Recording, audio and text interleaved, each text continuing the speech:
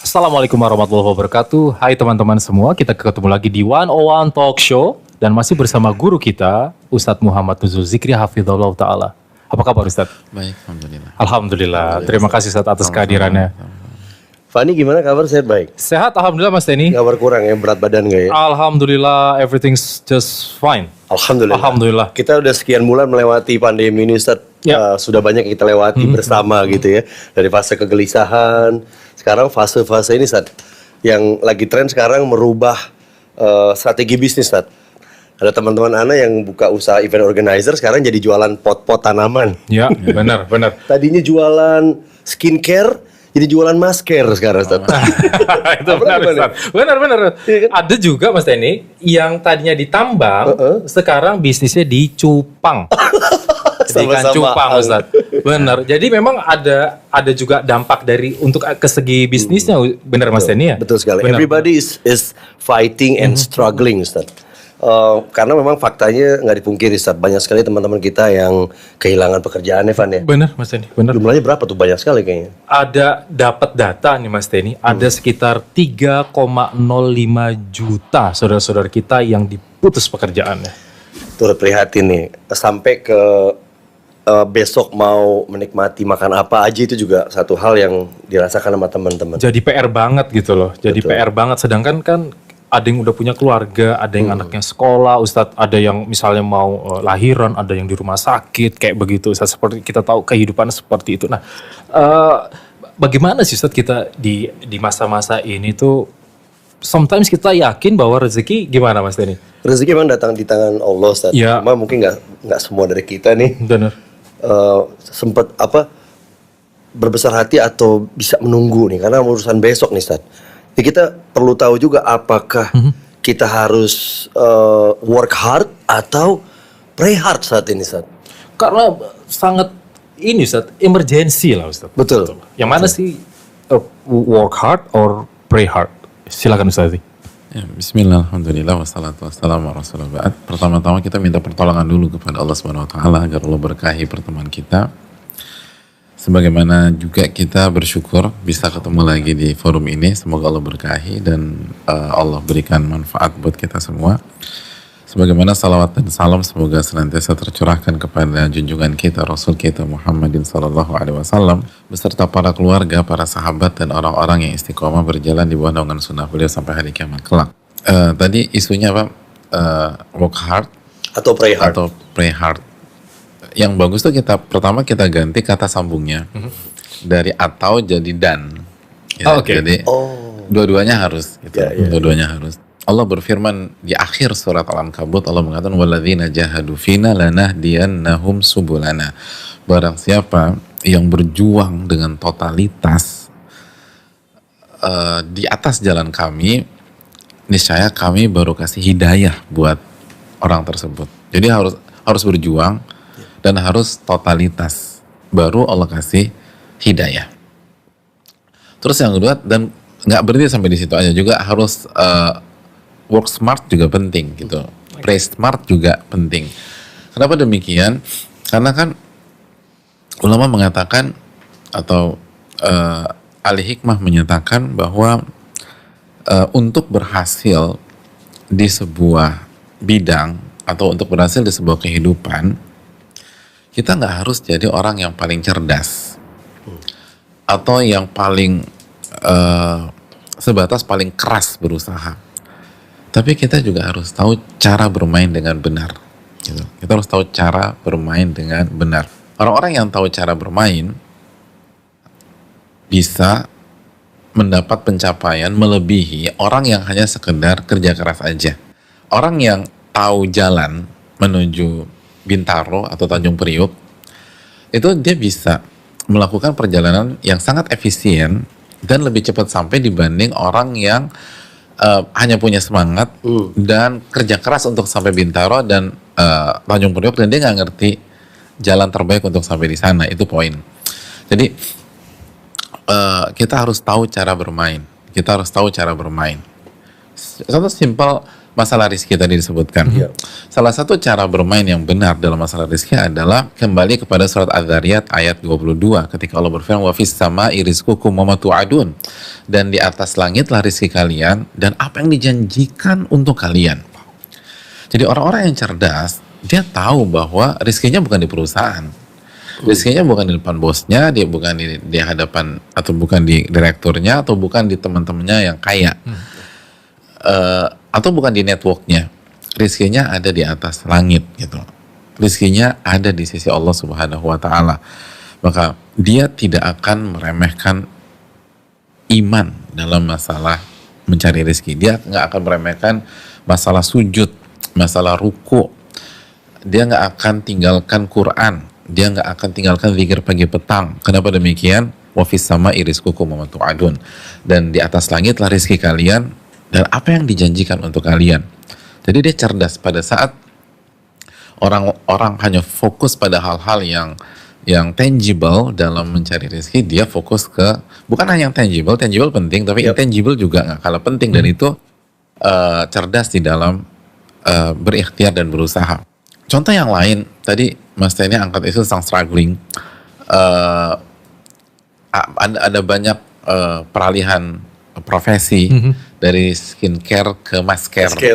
Pokoknya yang penting imbuhannya sama saja. Kalau dalam bahasa Arab sajaknya masih dapat. Gitu lah, dari tambang ke cupang. Tambang ke cupang. Dan emang hits lagi ya ikan cupang ya, kayak kita SD dulu. Nah, itu positif kan? Itulah adaptasi itu sendiri, sebuah pemberian given dari Allah Subhanahu wa taala kepada kita, dan seringkali kita nggak gunakan kecuali dalam kondisi-kondisi darurat atau krisis seperti ini. Yang perlu kita camkan, peralihan profesi dari satu profesi atau satu kotak ke kotak lain dari dunia itu positif banget. Asal kita lagi-lagi cerdas dalam melihat hal itu semua.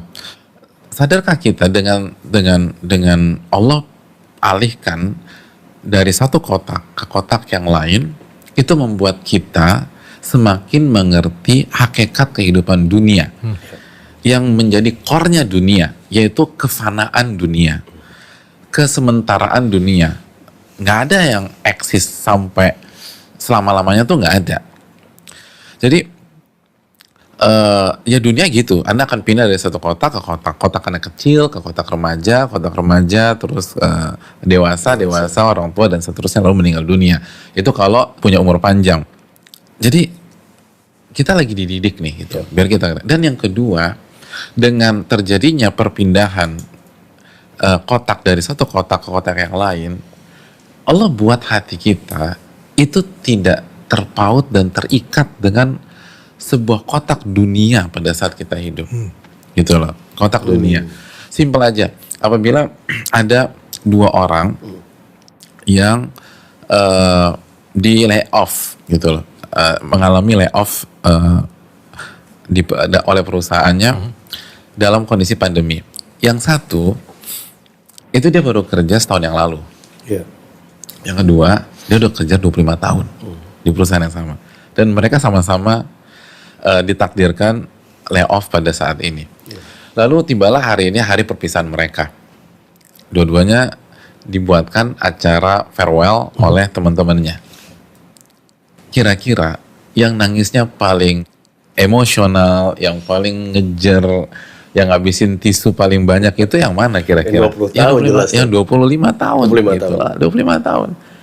Yang 1 tahun sih, iya dia merasa kehilangan, tapi dia bisa tetap calm, dia bisa tenang dan seterusnya. Tapi 25 tahun itu, dan mungkin dia belum bisa move on di H+1. Yang hanya 1 tahun, besoknya dia udah mulai cari kerja lagi, dia mulai ngumpul lagi. Kalau dia punya ikan cupang, dia akan main ikan cupang, dia ngeliatin tuh warnanya keren banget gitu. Adapun 25 tahun, walaupun ikan cupangnya lebih bagus daripada yang 1 tahun, ikan cupang tidak menarik bagi dia, karena dia begitu terpukul kehilangan pekerjaan yang dia geluti selama 25 tahun. Itu kenapa bisa demikian? Karena waktu yang lama di sebuah kotak dunia itu membuat hati kita terikat dengan kotak dunia tersebut. Hati kita terpaut dan tanpa sadar bisa jadi terpenjara dan terbelenggu dan akhirnya kita didikte dengan itu. Sehingga senang susah kita, gembira dan sedih kita itu tergantung dengan kotak dunia. Dan itulah hal yang sangat berbahaya. Makanya kalau kita lihat bagaimana kehidupan para sahabat radhiyallahu taala anhum, Allah takdirkan dan Allah buat bagaimana mereka berpindah dari satu kotak ke kotak yang lain, sehingga mereka tidak merasa memiliki, sehingga mereka bisa tetap independen dalam masalah jiwa dan hati, sedangkan sehingga mereka tetap bisa melihat dunia dengan kacamata yang sangat proporsional. Mereka disuruh berpindah dari Mekah, tanah air mereka, ke Madinah, gitu loh. Pindah dari Mekah ke Madinah. Itu berat, tetapi itu bagus buat mereka secara jangka panjang, sehingga hati mereka nggak terlalu ini. Terus Nabi SAW mengutus sebagian para sahabat untuk keluar dari kota Madinah. Itu membuat hati mereka hanya bergantung kepada Rabbul Alamin, hanya terpaut kepada Allah Subhanahu Wa Taala yang memiliki alam semesta. Sebagus-bagusnya tempat, ia adalah dunia, ia adalah makhluk. Kita akan sengsara jika hati kita terpaut dengan hal tersebut. Jadi ini hal yang sangat positif. Kalau kita mau berhusnudzon dengan Allah Subhanahu Wa Taala, bukan meremehkan, kita tahu semua berdampak dan semua kena dampaknya, dan ini nggak mudah. Tapi bukankah innamal usri yusra, sesungguhnya bersama dengan kesulitan ada banyak kemudahan, ada banyak, dan bersama ma'a. Maka tugas kita adalah meminta taufik kepada Allah agar kita bisa melihat dan memetik berbagai macam kemudahan-kemudahan tersebut. Jadi itu yang harus dicamkan. Jadi mengapa berat berpindah dari satu kotak-kotak lain, Van? Jelas bahwa kita sudah sangat cinta sekali sama apa yang udah kita bangun.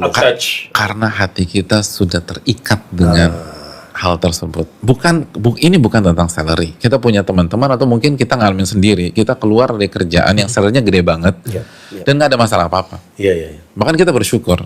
Kenapa? Karena hati kita tidak terikat dengan itu, bahkan benci dengan hal tersebut karena mungkin kita selek sama orang besar di situ atau yang punya dan seterusnya. Ini bukan tentang angka, ini bukan tentang salary, ini bukan tentang status sebuah pekerjaan, ini tentang hati kita terpaut ke makhluk tersebut. Ustadz, boleh nggak sih Ustadz dibilang bahwa ini semua mengandung kebaikan? Ketika orang di PHK, ketika ada sulit cari rezeki, begitu Ustadz. Dan butuh analisa yang mendalam untuk orang-orang untuk mendigest untuk mendigest ini ya. Iya, saya percaya baik, tapi saya belum lihat adanya kebaikan sekarang ini. Ya, dia karena tadi terikat sama dunia, dia kesedihan yang diangkat, kehancuran yang dipikirin, sama turun derajatnya jadi gimana saya akan makan ini? Biasa saya makan di sini, akhirnya saya masih makan gini, biasa saya kerja begini, biasa saya naik mobil. Itu saat jadi beban-beban ya akhirnya makin berat lah buat seseorang itu. Yang paling tepat, yang paling bijak menjelaskan hal ini itu bukan kita yang masih banyak salah, masih banyak khilaf. Kita nggak tepat loh untuk membicarakan saudara kita, sedangkan kita masih struggling untuk diri kita sendiri. Tapi kenapa kita nggak dengar Nabi kita Muhammad SAW yang kata Allah Subhanahu Wa Taala dalam surat An-Najm ayat 3 dan 4, "Wa may yantiqu 'anil hawa in huwa illa wahyun yuha." Nabi tidak berbicara dengan hawa nafsunya, tapi wahyu yang Allah wahyukan kepada beliau. Dan Nabi SAW bersabda, "Ajaban li amril mu'min, inna amrahu kullahu khair." Menakjubkan perkara seorang mukmin, seluruh perkaranya baik dan yang terbaik buat dia. In asabathu sarra'u syakar fakana khairan lah.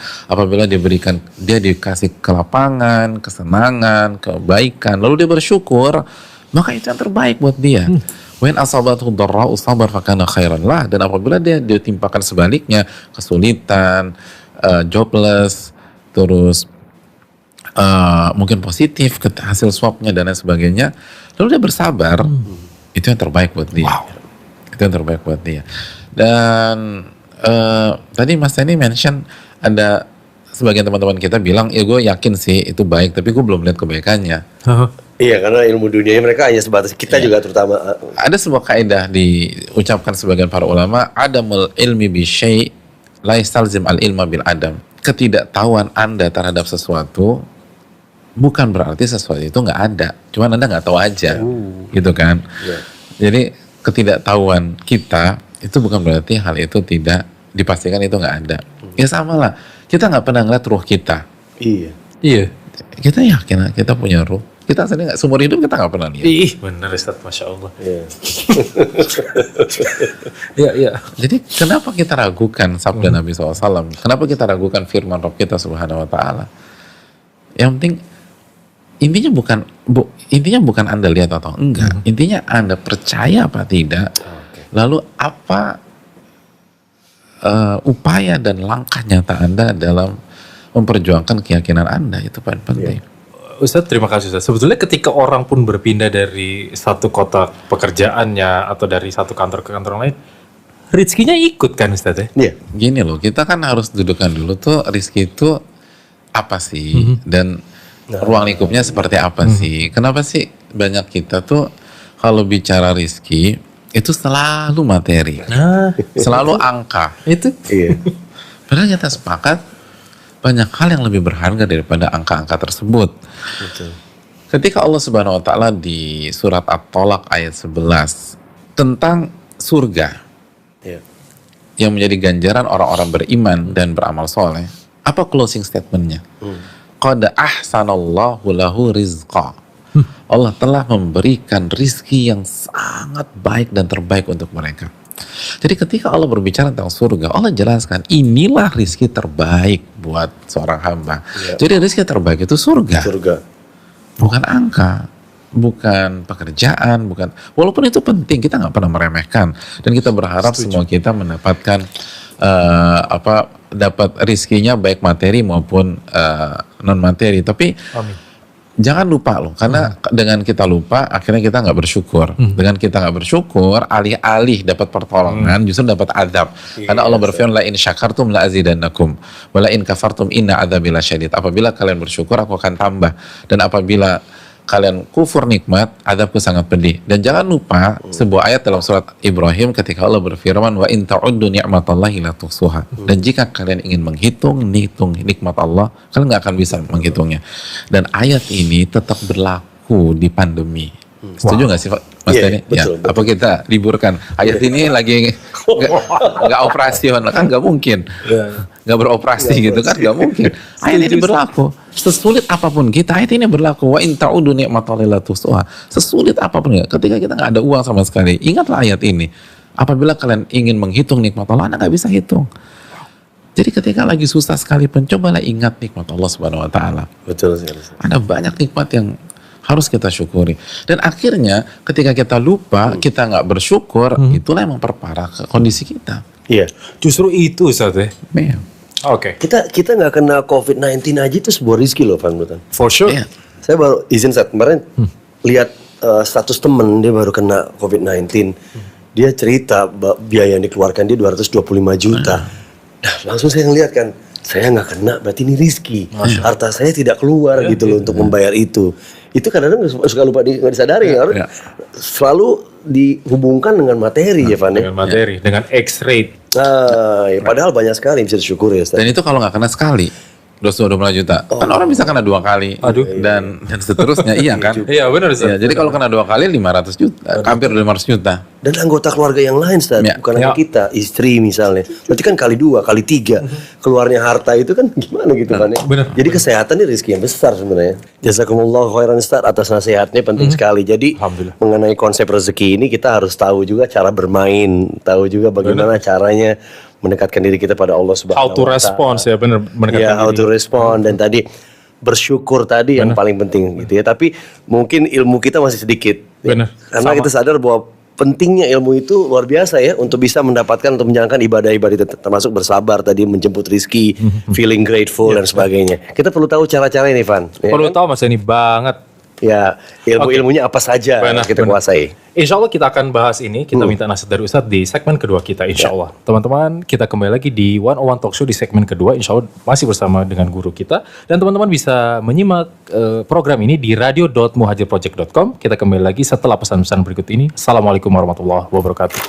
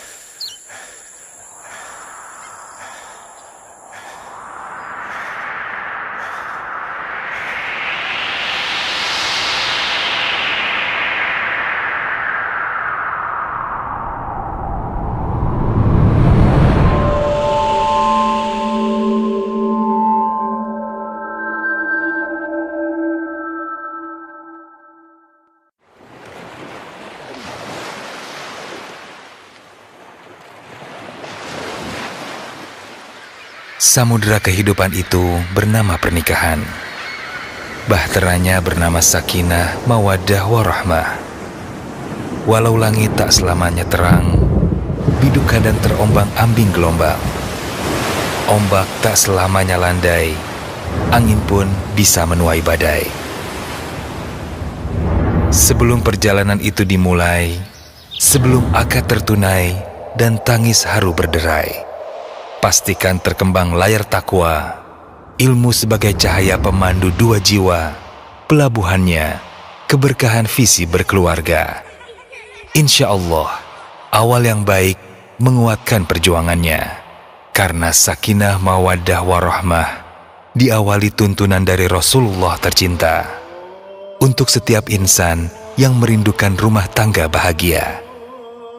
Dan atas izin Allah Ta'ala, Five Urs akan mengarungi samudera yang baru dengan nama Halfdin Wedding Organizer. Dengan mas kawin yang tersebut tunai. Alhamdulillah. Barakallahu laka wa baraka alaika wa jama'a bainakuma fi khair. Halfdin Wedding Organizer, sempurnakan separuh agama. Karena peradaban sejati berawal dari keluarga.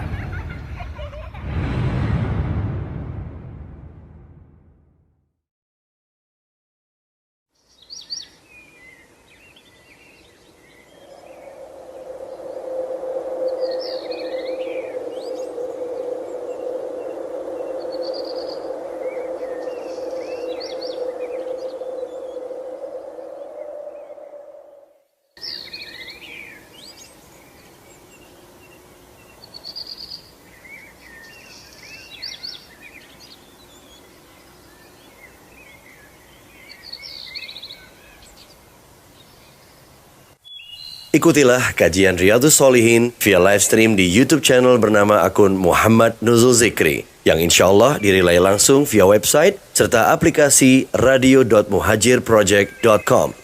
Insya Allah rutin berlangsung setiap hari pukul 5:30 waktu Indonesia bagian Barat untuk DKI dan sekitarnya bersama Al-Ustadz Muhammad Nuzul Zikri hafizahullahu ta'ala. Aroma wangi menghantarkan rasa ke dalam jiwa. Segar embun pagi menumbuhkan ingatan yang mengakar, memberikan keteduhan hingga cakrawala menjelma senja. Aroma wangi, penyemangat jiwa dan nutrisi ketika ibadah. Deep Culture.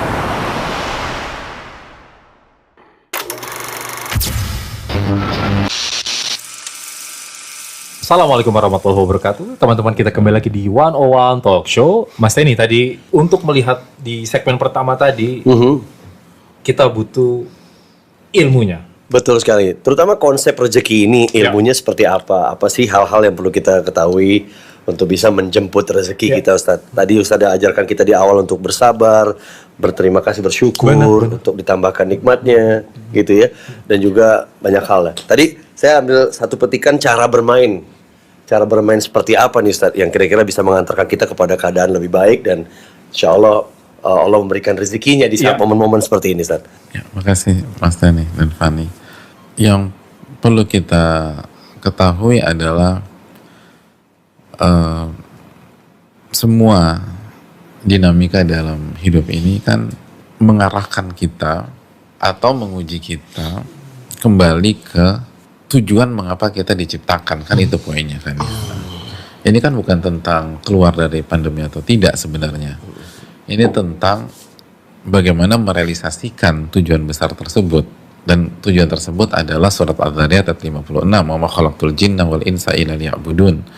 Tidaklah kuciptakan jin dan manusia kecuali untuk beribadah. Dan Allah takdirkan pandemi, salah satu tujuan besarnya adalah untuk menguji kita bagaimana ibadah kita di pandemi dan ibadah apa saja harus ditekankan di pandemi atau resesi seperti ini. Oleh karena itu, mau nggak mau kita butuh ilmu, gitu loh. Kita butuh ilmu, dan ilmu nggak bisa didapatkan dan nggak bisa dibeli, gitu ya. Nggak bisa dibeli. Ada seorang ulama besar klasik dulu yang anak cowoknya bandel. sempat bandel. Nah ketika bandel itu, ayahnya yang memang ulama papan atas dunia itu mengatakan segala puji bagi Allah yang tidak menjadikan ilmu itu seperti harta warisan. Yang apabila ayahnya kaya, anaknya bisa langsung kaya gitu loh. Nggak bisa. Ilmu itu mewah, tinggi sekali. Ayahnya ulama, anak untuk jadi ulama nggak cukup hanya lahir dari rahim si ibu, nggak cukup, tapi dia harus belajar dan belajar. Nah inilah tantangan kita pada saat di pandemi saat ini. Kita harus belajar, Mas. Oke. Dan ada banyak hal yang harus kita pelajari gitu. Oke, terima kasih Ustaz. Lalu ketika ini misalnya disampaikan Ustaz ke teman-teman, ke kita gitu Ustaz, akan timbul pertanyaan lagi kan Ustaz? Belajar dulu apa ikhtiar dulu nih Ustaz? Karena kebutuhan itu terus berjalan, argo terus berjalan, kebutuhan rumah itu. Kalau ikhtiarnya kita juga belajar pasti kan. Iya. Kerja, cari uang secara dunianya kita ini dekati itu. Tapi kadang-kadang suka lupa dekati yang paling berkuasa. Please advise Ustaz. Iya Ustaz. Yang pertama, lagi-lagi kenapa sih suka banget pakai kata sambung atau? Oh iya. Ya kan ikhtiar dan belajar itu Ikhtiar bisa dan digabung. Bisa Ustaz ya? Nggak tahu ya. Mantu ya. Kita dikasih 7 kali 24 jam. Iya. Satu hari 24 jam. Apa benar tuh ikhtiar terus 24 jam? Kalau saya enggak gitu loh. Orang ngabisin waktu di sosial media berapa jam, di game online berapa jam, di Netflix berapa jam, dan segala macam. Tahu aja Ustaz nih. Lalu itu belum drakornya. Aduh, gitu. Jadi Terus nangis lagi. jadi benar nggak tuh nggak ada waktu atau cari alasan karena dapur harus ngepul lah segala macam. Emang benar sesibuk itu? Enggak. Dan Nabi kita SAW dan para sahabat pernah ngalamin lebih berat dari kita, jauh lebih berat dari kita. Tapi mereka masih bisa belajar, mereka masih bisa beribadah. Dan itu tadi poinnya. Kalau misalnya rezeki kita atau uang kita adanya di Selipi, lalu Anda pergi ke Senayan misalnya atau ke Kebayoran, Anda nggak akan dapat. Karena rezeki Anda itu adanya di Selipi. Anda harusnya ke Selipi, jangan ke Senayan. Nah Allah berfirman, wa fis sama'i rizqukum. Rezeki kalian tuh di atas langit. Jadi poinnya adalah kenapa kita sibuk ngubek-ngubek yang ada di depan kita, walaupun itu bagus ya, tapi kita lupa mengejar lokasi di mana disitulah rezeki kita, kata yang punya alam semesta ini. Wa fis sama'i rizqukum wa ma tu'adun, dan di atas langit lah rezeki kalian dan seluruh yang dijanjikan untuk kalian. Maka sekali lagi harus ke arah sana. Dan ingat, kalaupun dijawab lagi ya, teman gua nggak belajar bisa eksis, bukan hanya survive, dia untung besar, dia punya strategi gitu dan seterusnya. Sekali lagi, rezeki bukan hanya tentang angka. Rezeki bukan hanya tentang angka. Ada banyak orang yang berkecukupan secara angka, hidupnya jauh lebih tragis daripada kita yang nggak punya uang. Dan itu sangat-sangat jelas bagi orang-orang yang berinteraksi dan bergaul dengan mereka. Kalau kita nggak tahu, bukan berarti itu nggak ada. Sekali lagi, sebagaimana dijelaskan oleh para ulama bahwa kehidupan ini adalah kehidupan ruh dan jiwa sebelum menjadi kehidupan fisik. Kehidupan ini adalah kehidupan ruh dan jiwa. Senang sulitnya kita itu bukan karena fisik. Senang dan sedihnya kita itu ruh dan jiwa. Ruh kita senang, hidup kita senang. Ruh kita sedih, hidup kita sedih. Bahagia dan sengsara kita itu bukan tentang sehat atau sakit. Itu tentang ruh dan jiwa. Itu clear.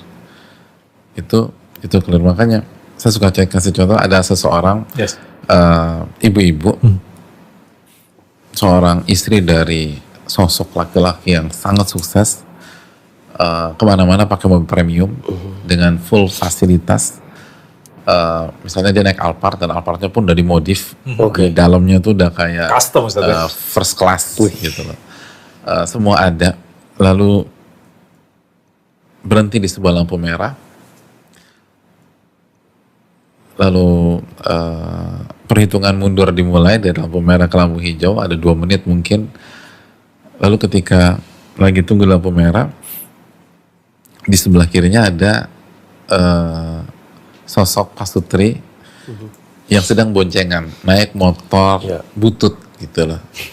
Dan itu adalah hari kedua mereka menikah. Jadi bayangin lagi lucu-lucunya, lagi cubit-cubitan segala macam. Tapi motornya butut. Nah, saat tunggu lampu merah itu, yang ada di Alphard ini, dia sedang duduk nunggu lampu merah dan tiba-tiba ada WA masuk. Ternyata beberapa foto, image. Dan ketika dia buka, ternyata itu foto suaminya dengan wanita lain di dalam kamar. Sama-sama nunggu lampu merah. Yang satu di dalam mobil premium. Iya. Lalu yang satu Motor butut. motor butut. Kira-kira yang bahagia dan yang menangis siapa? Yang bahagia motor butut. Yang nangis. Yang nangis yang di Alphard. Kenapa? Karena pada saat dia baca atau dia buka handphonenya dan dia lihat gambar tersebut, itu gambar menyerang ruhnya, bukan menyerang materi. Mobilnya utuh, nggak ada yang nabrak mobilnya, mobilnya ditimpukin batu. Itu nyerang ruh, itu nyerang jiwa. Dan begitu ruh dan jiwa diserang, materi nggak ada artinya, mas. Materi nggak ada artinya. Lihat, dia sebelahnya persis ini head to headnya enak banget, apple to apple-nya enak. Motor butut, fasilitas nggak ada artinya. Itu pun mungkin masih ngutang, masih nyicil, gitu, nyicil non bunga gitu ya. Udah motor butut masih nyicil lagi. Pula. Tapi ketika ruh mereka senang, maka mereka bahagia. Nah ini yang harus dipikirkan. Dan bicara ruh, Mas Eni dan Pak, bicara ruh, kita harus buka surat Asy-Syura ayat 52 ketika Allah berfirman, "Kadzalika auhayna ilaika ruhan min amrina." Dan begitulah kami wahyukan kepada engkau ruh dari sisi kami atau dari perkara kami. Apa yang maksud ruh dalam ayat ini? Al-Quranul Karim. Al-Quran adalah ruh. Jadi barang siapa yang ingin hidup bahagia, dia harus bersama Al-Quranul Karim. Hidup tanpa Al-Quran itu seperti hidup tanpa ruh, mati, nggak ada artinya nih hidup. Walaupun dia memperlihatkan semua tanda kebahagiaan, itu semua omong kosong. Omong kosong. Seperti ikan yang taruh di darat saja. Iya kan? Nggak bisa bernapas, ngap banget. Berarti ilmunya itu tadi di Al-Quran lah itu sumber kebahagiaan utama untuk bisa mendapatkan itu semua. Dan mindset kita pertama kayak kita harus bareng-bareng semua nih. Hilangin dulu mindset bahwa rezeki adalah materi, itu dulu. Ya, sebatas kan? Materi. Ya, sebatas materi. Tuning satu frekuensi dulu. Iya, tapi rezeki buat ruh itu yang terasa lebih penting dan itu bisa di fit dari Al-Quran ya, Ustaz ya. Dan ingat, kehidupan adalah kehidupan ruh sebelum kehidupan fisik. Iya. Dan bicara ruh, kita buka surat Asy-Syura 52, wa kadzalika auhayna ilaika ruhan min amrina. Dan begitulah kami wahyukan kepada engkau ruh dari sisi kami. Al-Quran adalah ruh. Ya. Sesungguhnya ketika seseorang itu khawatir dia tidak mendapatkan rezeki, ruhnya sedang terganggu ya. Itu yang harus dijawab lewat petunjuk-petunjuk dari Al-Quran. Benar. Betul. Oh, jangan dunianya yang dia pikirin gitu ya, Van? Iya. Dan bisa jadi kan ketika orang merasakan itu, seringkali pada itu belum ada goncangan terhadap dunia dan materinya, gitu loh. Iya. Dia baru mungkin dibaca analisa bidang dia untuk 1 bulan atau 2 bulan ke depan nggak oke, bisa tutup, maka dia takut, dia khawatir, dia paranoid. Padahal pada hari itu income-nya dengan kemarin mah sama-sama aja. Jadi materinya belum diserang, tapi baru begitu ruh diserang, selesai itu. Dan itu bukan baru, karena begitu ruh diserang semua berakhir, mas.